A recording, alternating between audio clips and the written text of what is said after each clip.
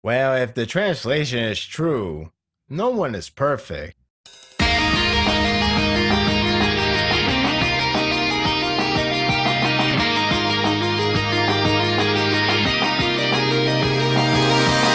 The arc has entered the climatic stage, with the two leaders ready to brawl. The fate of the villains depends on it.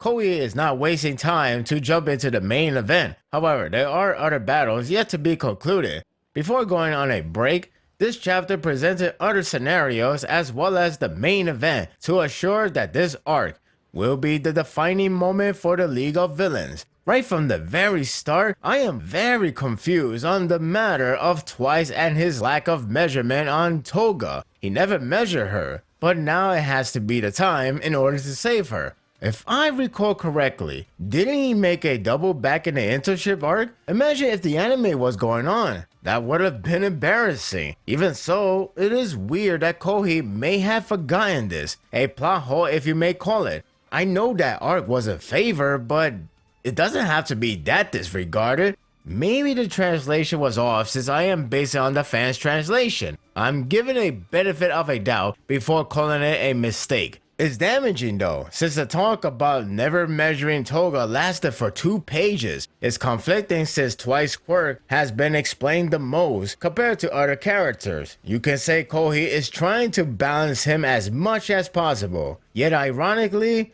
it becomes the unbalanced mistake. The only reason that this is happening is because it needed to create a suspense of saving her life. She needs blood, so in doing so, he clones her to donate blood. It won't be easy because Skeptic shows up for round 2. This time, he will fight him in person along with his puppets. He's acting crazy all of a sudden. Well, he's a villain, so why not? It's done for suspense like, will Twice save Toga? Will Skeptic ruin the treatment?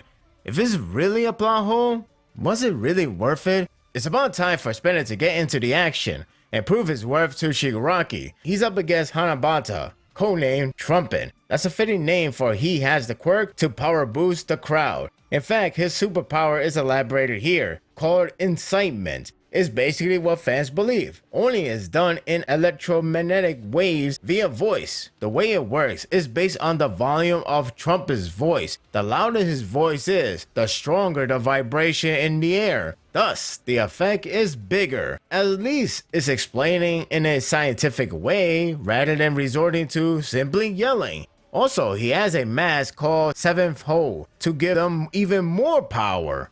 This series really want everything literal. Spinner isn't much of a fighter, but is fine. This is the arc to prove the other villains wrong. In fact, it started up with Trumpet bashing him for being a shut-in nobody that was also bullied. Why are these guys helping the villains? I know it's not true, but they keep pointing out the flaws obviously mean they will overcome it. Why not just let the narration flow its way without someone pointing it out? Like, hey kids, guess what? This big meaning has a big flaw. Allow me to elaborate further and who knows? Maybe he will overcome it one day.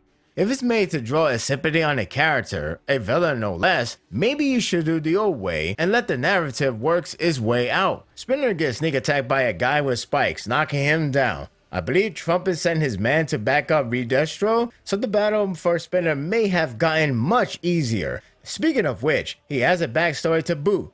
It's quick, simple, and fine. Basically, he was a shut-in, but inspired by Stain, then transpired him to commit his loyalty to Shigaraki, wanting to see his leader's future in visions. He's perfectly fine for being an outcast that latches on. Besides, it's the same with Metal Liberation Army, so no difference there. It's a burn on Trumpet, so their battle is set to go. The series isn't hiding the idea of Redestro versus Gigantomachia with his own gigantic size. I tried to think otherwise, but I guess I called it. Anyway, the arc is reaching to the end with the main boss in action. Shigaraki tries to decay him, but Redestro is fast and strong. Strong enough to rip off Shigaraki's fingers and one of his families. At least he's getting damages. Now it feels different from the usual arc tone. He sure took it like a champ for not reacting about it. Redestro's superpower is finally explained.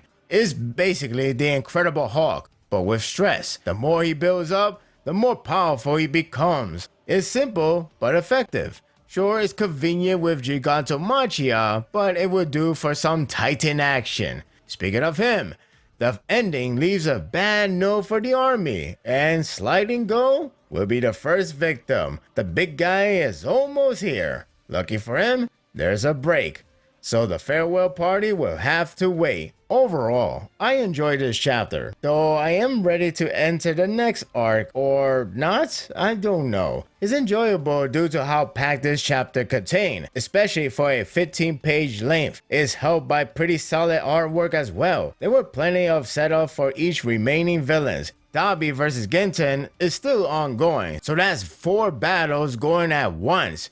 That seems too much, but we'll see how it all flow. As for the Metal Liberation Army, it's pretty clear that they will be done with this arc. I should be disappointed, but I am numb to it by now. I suppose the League of Villains is evil, destroying a potential interesting concept one arc at a time. And that will do it for the review. I hope you enjoyed this one.